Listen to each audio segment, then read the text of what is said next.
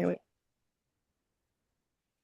Awesome. We are back today for episode 8 of the Minnesota Due Process Coach, and I am so excited. I feel like I say that every time I start an episode, but this is one that I have honestly been waiting for.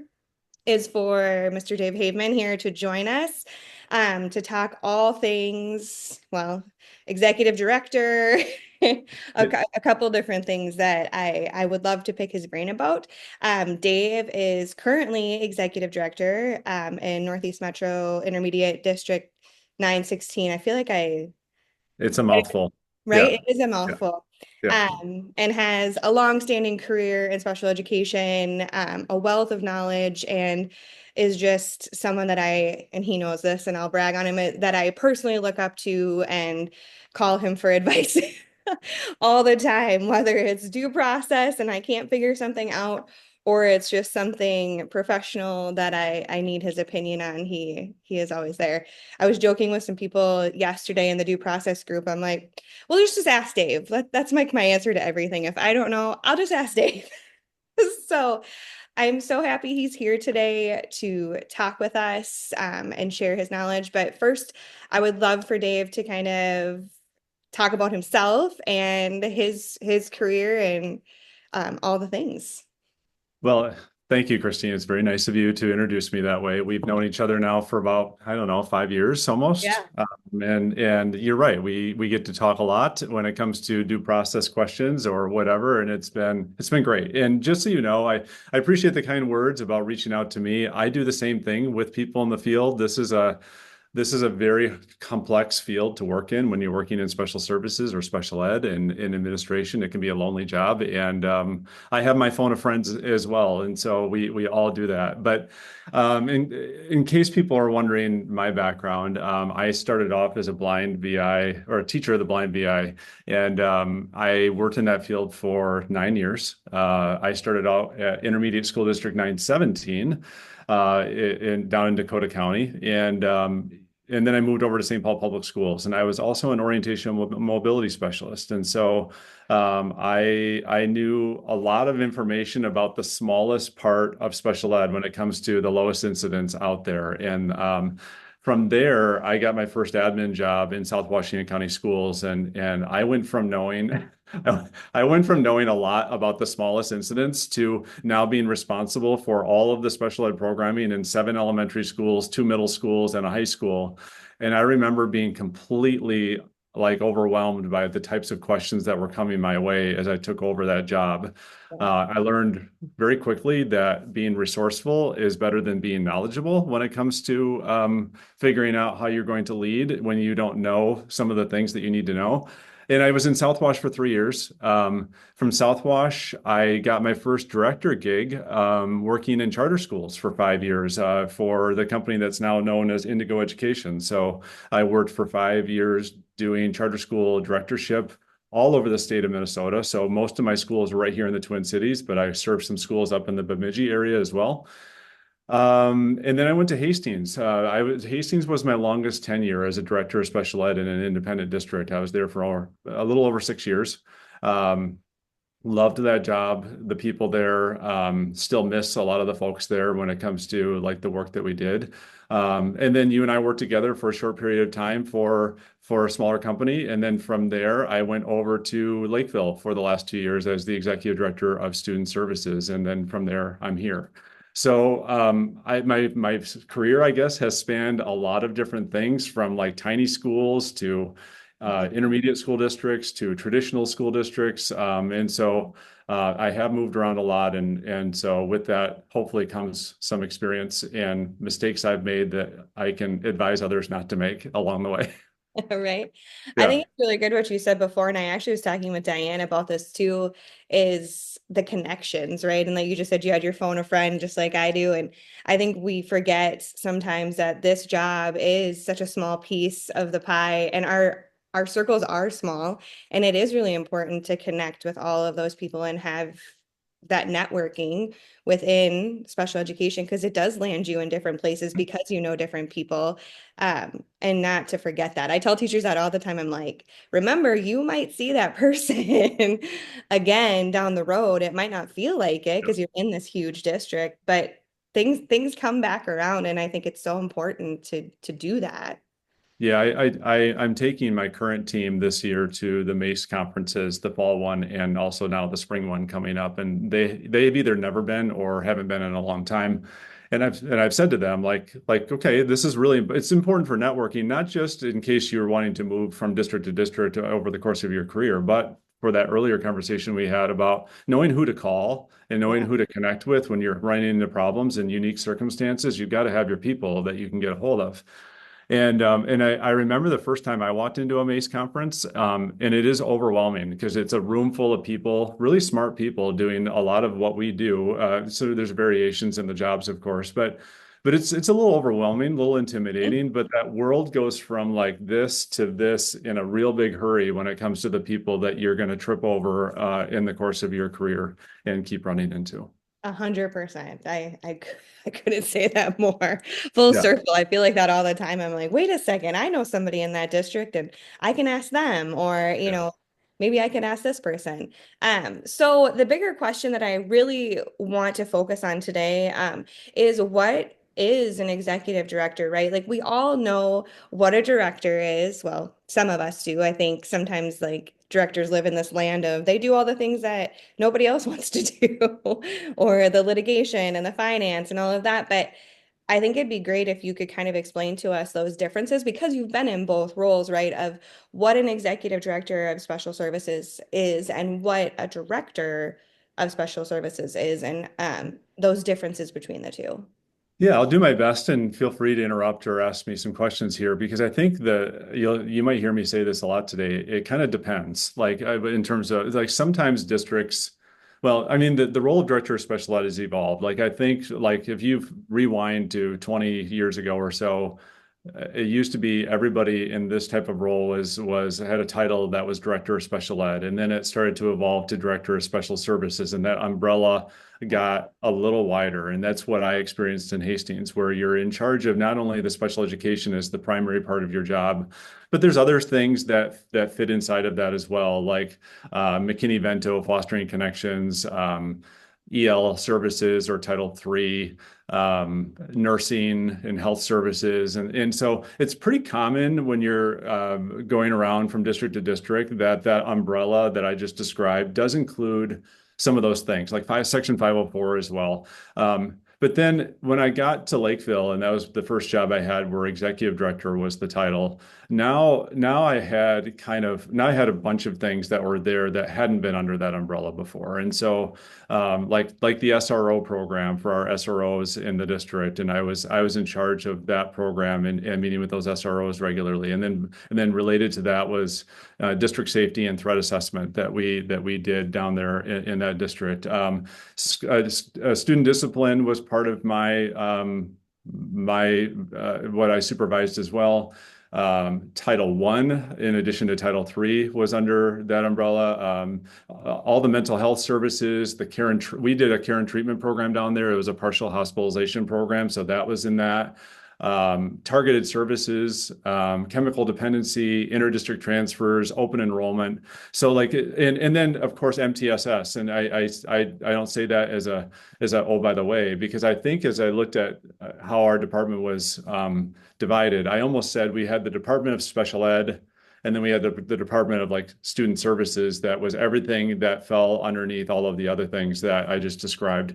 And it was a big job, but I also had a bigger team. And so a lot of times when you're talking about the districts that go in the direction of an executive director, they've either broadened that scope of responsibilities to include a lot of domains, Mm. or they have a really large district with a really built out team, or they have both. And so I think that in my current job too, as executive director, I don't have all of the things that I just described that I did when I was in Lakeville, but I have a lot of those things again in charge of me. But I also have a really big team that helps me with that. So I don't personally have to be the ones doing all of the work that, in fact, I do very little of the granular work that makes us successful what we do here.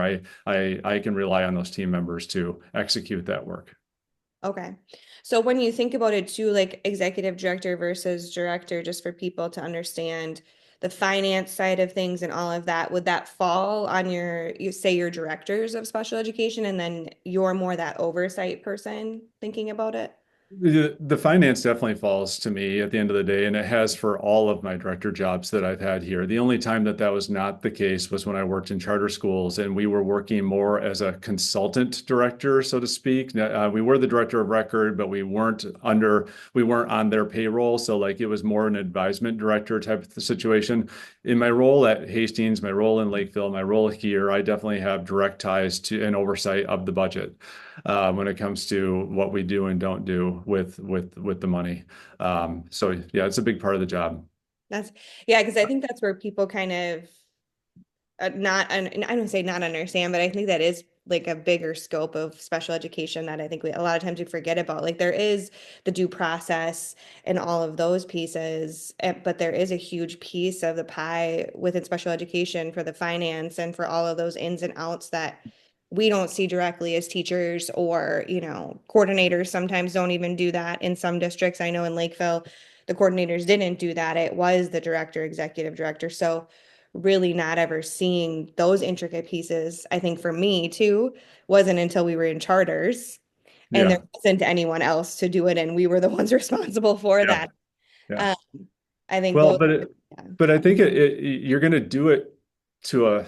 I mean, you're ultimately responsible for it, but I think that it's with partnership with your director of finance Mm. and your soup. So like, even though I'm responsible for the budget on my side of things, it's not like freewheeling independent of our superintendent and our director of finance. And I will say that these are some of the nuances that from district to district play a role. Like some districts, the director is in charge of the budget in theory, but at the end of the day, the director of finance is the one that makes all the final says on things. I would say the director role is also different in the sense of like some directors aren't even on cabinet. I don't understand that when it comes to why a director wouldn't be on the superintendent's cabinet, but there are instances where that is the case. And so I think it's a critical role to have at the leadership level at the top, and then as you're figuring out how our work works with everything else the district is doing. But again, it depends on the district dynamics as to whether or not that is the case. And so I think if you were going to interview, 15 different directors or executive directors, you get a slightly different version of like how that role is executed in their district based on the politics, the history, and a whole host of other things. Right. Do you feel like the executive director role in an intermediate district, and we'll get into those differences for people of what an Yeah. intermediate, excuse me, versus, and I hate to say this, and I said this to a traditional district, but there are significant differences between the two of them and some things that are the same. But when you're thinking about it from an executive director lens, does that look different in an intermediate, or is it kind of pretty linear to what you were? No, it does look different. I mean, I can't speak for all the intermediates because I didn't work in leadership at 917, even though I worked with 917 for 9 years. And so they're the district that I know the best in terms of the intermediates here outside of the one I'm now working in. I can't really speak to 287 or 288. And we'll talk about the intermediates in just a minute. But what I will say is the biggest difference, and this is an awesome surprise from my standpoint, is that I've got special education experts and leaders leading our buildings here.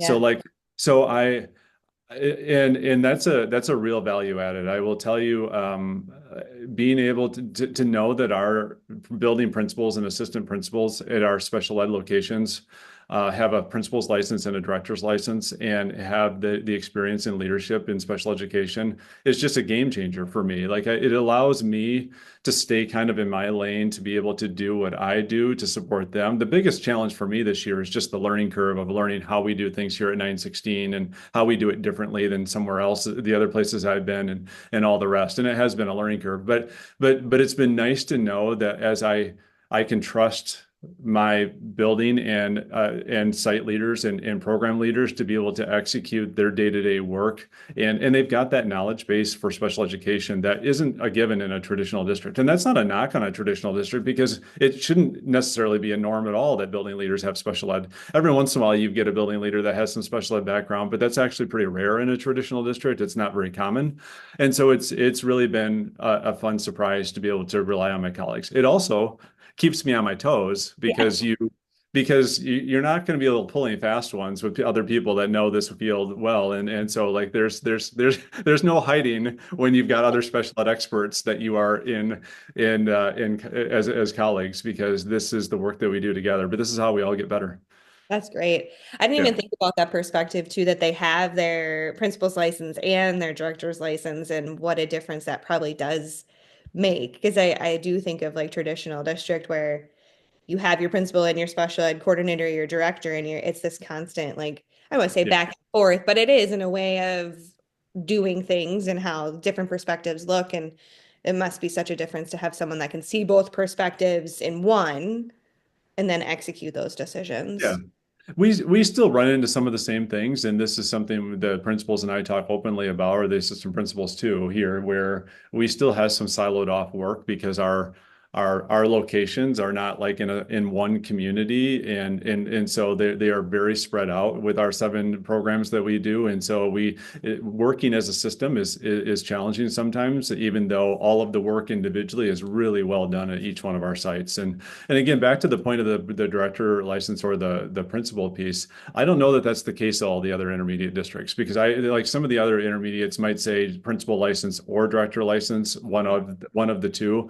We Yeah, have required both for this job because I think that both do uniquely speak to the type of role that they're going to play as they lead a building here in terms of like the building leadership piece, but also the special education experience and knowledge that's needed to be able to handle some of the day-to-day things that come up. that's great.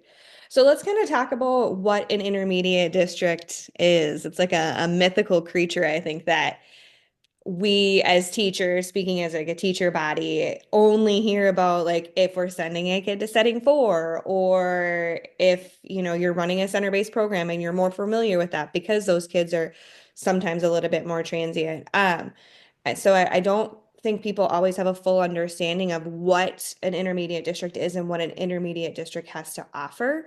Yeah. Uh, so if you could kind of speak to that, that would be great. Yeah, first of all, I'll just say that this is a collection of rock stars over here, honestly. Like they're really good at what they do in these buildings. And it's been such a pleasant eye opener to be able to go in there. And the mythical creature it does need to be talked about because I think the mystery behind what an intermediate is preventing people from coming over here to fill some of the vacancies that we have. Because if Sense. and what I mean by that is either people are hesitant to apply something that they don't know about. So like just the mystery alone speaks to like maybe the fear-based reason why people don't come over here, or they think because behavior, and let's be honest, like a lot of kids come our way because of behavioral reasons, and we'll talk about that in a few minutes in terms of the role of the intermediate. They're thinking, I don't know what they're thinking in terms of like how scary it is to work at a place where like all the kids with behaviors are in one place. We have such good supports and staffing ratios here when it comes to the way that we can execute this job, that like it is, in my opinion, in a short period of time, way easier to be teaching in a district like this with the supports that we have than what I've seen in Fed Setting 3 programs back in the independent districts that I've worked in before. And so part of my charge to our communications director and our superintendent earlier this year was we have to somehow get a campaign out there for the intermediates to put, like pull back that curtain and let people know what we do over here, because I think that a lot of people would be super interested in continuing their work as a special ed teacher or paraprofessional in a district like this, because it's pretty amazing. That's really good to hear because I actually was just talking with someone last night and I was like, well, you could go work in in 916, and they were like, I'm not working in a Fed setting for. And I'm like, but I don't know if it's as bad as we all make it out to be, like you were saying in our heads, like that it is this this, I don't want to say awful because it's not awful, but when you're sending kids over there and like you just said, Yeah. all the behavior kids are there because that is typically what we see. I think people do, like you say, get that stigma that, oh, I don't know if I could do it. Yeah, I'm not waving the intermediate flag as in cheerleading because I think that because I work here right now. I truly mean what I'm see me say here. Like if people are thinking, hey, I wonder if the grass is greener, or there's no way the grass is greener over there. The grass is greener over here. Like in terms of like being able to do this job and feel supported in the way that you do the job. And so like what is an intermediate? I believe our intermediate started around 1970 or so. So it's been around for a long time. I believe six districts or five or six districts became members right away with 916. There are four intermediates in the Twin Cities. I mentioned that before. And so if you divide the Twin Cities kind of with a cross and like look at it as quadrants, we are in the northeast side, hence our name, Northeast Metro 916. 917 is in the southeast side of that quadrant, and then you've got 287 in the northwest and 288 in the southwest. And so we've got 13 member districts that are in partnership with us. And it's a really large geographical area. So we've got we serve districts as far north as Forest Lake, as far south as South Washington County School in that Newport, St. Paul Park area. Mhm. And then as far west as like that Fridley, Columbia Heights, Centennial zones, and then east to Stillwater. And so we've got 13 districts, and we are the extensions of their work. So Fed Sitting 4 is what we're most famous for in terms of what people think that we do. And we do that well, and as do the other intermediates. Um, but we do, I think that the hidden things that we do in an intermediate that doesn't get as much play is we also send a ton of staff members out. Like I think we have something like 70 some FTEs that are in our related services and our itinerants. And related, some of those related services are working in our district as well and out or vice versa. But we actually serve a ton of students out in. And so when I was a blind VI teacher, as I mentioned before, I was one of those people that the intermediate district sent out to work in districts. So I worked in like four different independent districts at one time, and my job was an itinerant special education teacher. And so the parts of the intermediates that don't get as much play is most of our students here at the intermediates go to our ALCs. We have three of them, or our career and tech programs, which are the ALCs though are open enrollment, not placing students like our Fed Setting 4.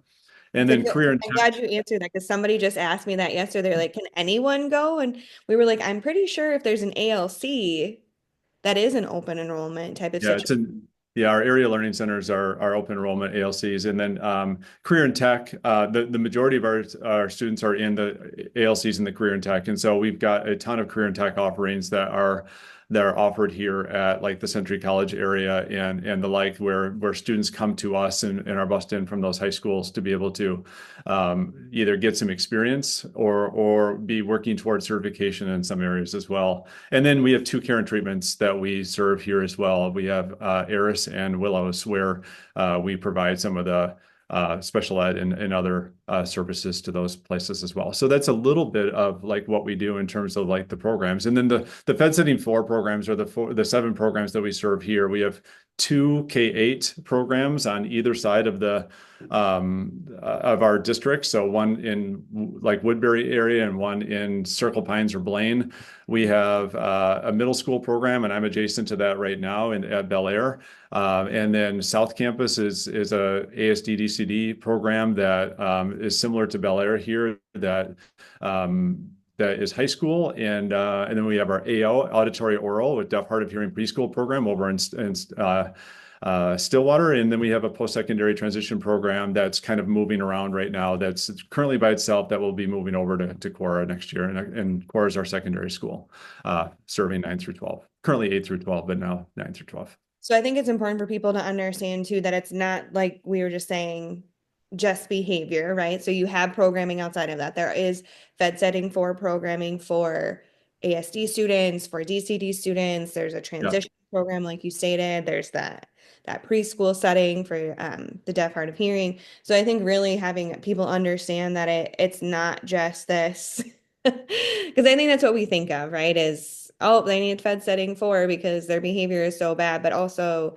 there are a lot of students that need to be serviced in these intermediate districts that have other disability areas because of a variety of different things. Yeah, right. We serve the full gamut of students with disabilities when it comes to the different categories. I mean, a common denominator with some of the needs that come our way is obviously behavioral for a lot of the students that come our way. But we've done it. I say we, I wasn't here for this. I just walked into this. We have a really strong MTSS program with what people have defined as like different levels of service that we do for students and thresholds on how students move up with various levels of service here, where we do a really nice job of collecting the data and being intentional with our work, but also hitting academics and standards. So like the kids aren't coming to us simply for behavioral services, even though that is in the mix, of course. But we are really working intently to make sure that we are offering a full well-rounded educational experience here for the students so that when we are sending the students back, because that is always our goal as an intermediate school district, to make sure that we are creating a path for the student to go back to the traditional district. And that's been tougher. I will say, like, as I look at our data, and maybe the other intermediates are similar. We used to have students staying with us for like 2 point something years, like 2.5, 2.6 years. And now students are staying with us for close to 5 or more Oh, on average. And so it's been harder because we only have a limited number of seats and staff available to serve. And so when students stay with us longer, we're not able to take as many students from the member districts, and that causes a bottleneck and a wait list that's happening. And so we're working through some of those dynamics right now on how we can alleviate some of those pressure points as well, because this is what traditional districts struggle with as well, is like how do we provide that all of the things that the students need here as more and more students are qualifying. And I think as districts are working on their MTSS efforts, and hopefully they are, we're right. having hopefully we can like stem that tide of students that are qualifying for IEPs when maybe they don't need to. It's that balancing act between child find, which is our responsibility, but also like not over identifying students that don't need that and that level of service. That's a huge conversation. I feel like I continue to keep having. Amy and I were just talking about it last night, and that this it just seems like it's this weird wave of overqualification. And I say that lightly because there are a lot of students that need services, and I don't doubt that. But I think when you don't have a strong MTSS program or system, that really leads to other other issues. I've talked to you about this, Yeah. multiple times of where we are overqualifying kids because we don't have the title services or the ads services, or we're not providing those interventions because they're just not there, or they're just not quality.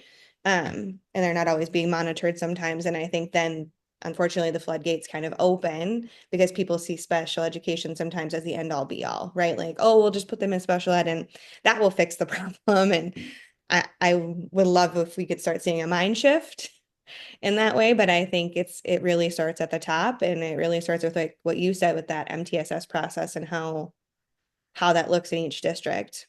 Yeah, speaking to that, that is going back to an earlier question when you say like, how does this place feel different? One of the things I've noticed coming to an intermediate is that the mentality of they are all our kids is a true mentality that everybody's adopted. Like and maybe one of the reasons for that is there's no other place for the kids to go. Like we're it. Like we're the last stop in terms of like having a referral go somewhere. And so like that's a mind shift that forces a mind shift, but I also Yeah. think we have the right people here that came in with the desire to want to do that. So I think it's both things. When I go back to like a lot of what we had to combat, and I think a lot of directors have to combat this with their teams in their both in the building, but also maybe at the district level, is you're right. Like from the time that a student is struggling and not on IEP yet, there seems to be too much of a mentality of like how do we get this kid to the next set of services rather than how do we meet the needs right now. Yep. Um, and so like everything's always like thinking in the future of like, hey, if we do this, then that student can get something else, and we're not having to deal with that anymore. And so from student not qualifying to qualifying, and then once they do qualify, now it's oh, but there's still a lot of stuff happening. Can we get that student into like a center-based program or a cluster program? And so it's this mentality that like we're like let's just own that needs to shift to let's own the issues going on right now in terms of like true interventions and true fidelity to those interventions, and let's see what happens if we can meet that kid where he or she is at. And Right.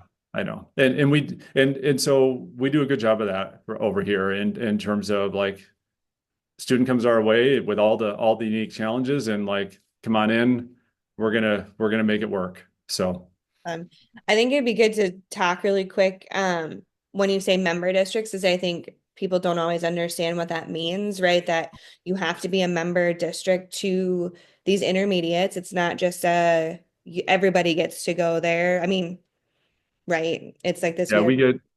we do get questions all the time about the students coming in. Yeah, and so number one, to get into our Fed Setting 4 programs, you have to be referred by the IEP team from one of our member districts. And so that means that the IEP team at the site of one of our member districts has decided that the student has needs, and hopefully there's data behind that referral to be able to support making a referral to us. And so a parent can't just open enroll at 916 or 917 or 288 or 287. It does need to come through the member districts.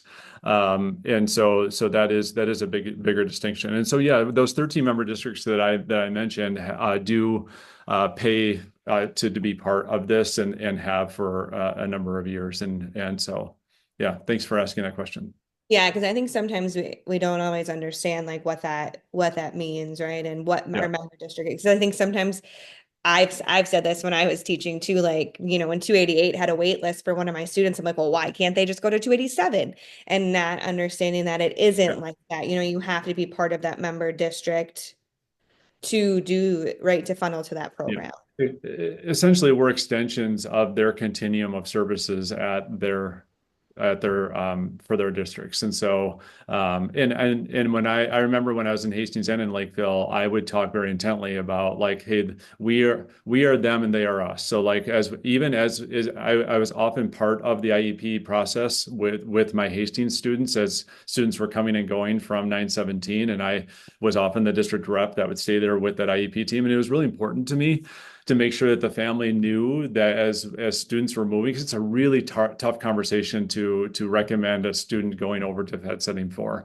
And I think that the family in their brain probably hears, well, they're giving up on my kid. And it was important for me that they knew that we were staying with their child the entire ride, as and hopefully and one of my favorite experiences was being part of the conversations where we're going back to our traditional district. And so yeah, we are part of those 13 member districts. And so we're almost it's almost a client relationship in some ways in terms of like how we serve those districts, but we also do some of our own thing as well over here. It's kind of both. Before I forget, I was going to ask you, so do you guys have like general education teachers, or is it all special education teachers that are on staff, like in your buildings? Yeah, so it depends on the buildings. Like I said, we have area learning centers and career and tech, and so we have general ed teachers as well. But most of our staff at our buildings are licensed. Our special ed programs are licensed as special education teachers, even if they're teaching some other subjects as well. Okay. Perfect. Well, Dave, it's been so great chatting with you today. And was there anything else that you would love to share about your district, about intermediate districts, anything? No, I think no, I don't have anything. I don't have anything that comes to mind. I think that this job is hard when it comes to how we're executing it across the various districts. And one of my favorite pieces of this was something you talked about earlier, which is the connectedness piece. I do a training with. I have done a training for the last 2 or 3 years with Melissa Shaler with new leaders, and it's been fun through Mace, and I like to partner with Melissa. I like to partner with all of my other colleagues in this field too. But as we do that, I think it's important that leaders are recognizing that they are self-aware. Like I think we're we're likely to compare ourselves to other leaders and say, well, I'm not doing it the way that that person's doing it. There's no one way to do this job, but one of the biggest things is leadership does matter.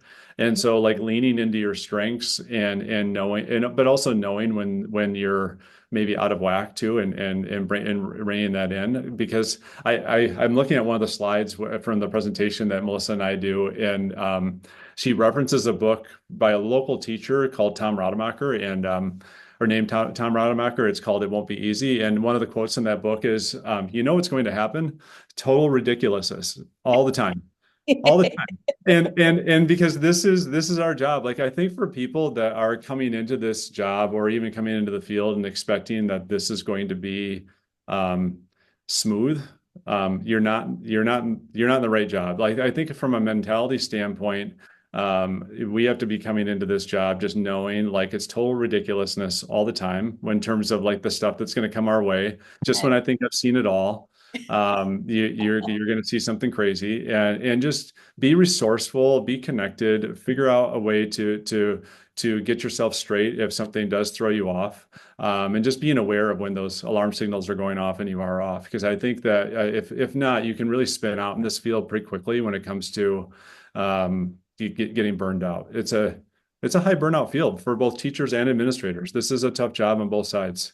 It for sure is. I like that you said that too, because I do think a good director and a good executive director really retains people and really keeps people in the position that they are in, right? Like you don't want to leave when you have good leadership when you're in a district in this job that is already tough, like you said. You know, our teachers are struggling and we're struggling to find teachers because I feel like no one wants to be a teacher anymore, especially in special education. Yeah.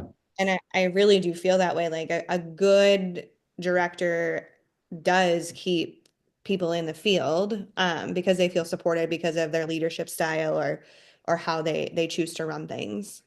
Yeah, I mean, and it is a people business, and so one of the things that I have found, and I know we only have a couple of minutes left, that's really tough is that the further I've gotten away from the classroom, like going from a special ed supervisor to a director to executive director, the further I am from some of the people that are doing this work every day, and it's hard when you don't have some of those relationships to get some of the buy-in, and so then when decisions are made, it's tough to like to deal with maybe some of the fallout from that. So like figuring out ways to get plugged in and then establish that trust, but also get people on the same page with a mindset of continuous improvement because Mhm. um, a fixed mindset will spin us all out in this field. And so it truly is a continuous improvement mindset that we have to have as we work here because the kids are changing, the work is changing, and like we're never done with what we have to improve. And so like we have to keep coming back to that. It's hard for some people that want to check the box and say, hey, we're done with this, and it's a to-do Right. list mentality. And so for those black and white thinkers, this can sometimes be a tough approach. Oh, for sure. Yeah.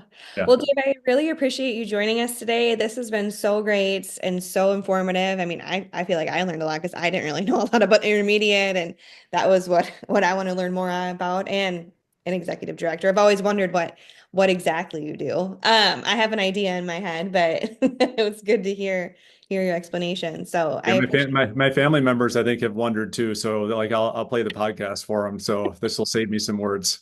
There you go. Just Yeah. listen to this. It'll be great. But Yeah. all right. Well, thank you so much, and we'll see you hopefully again. Thank you, Christine. We'll talk soon. All right. Bye.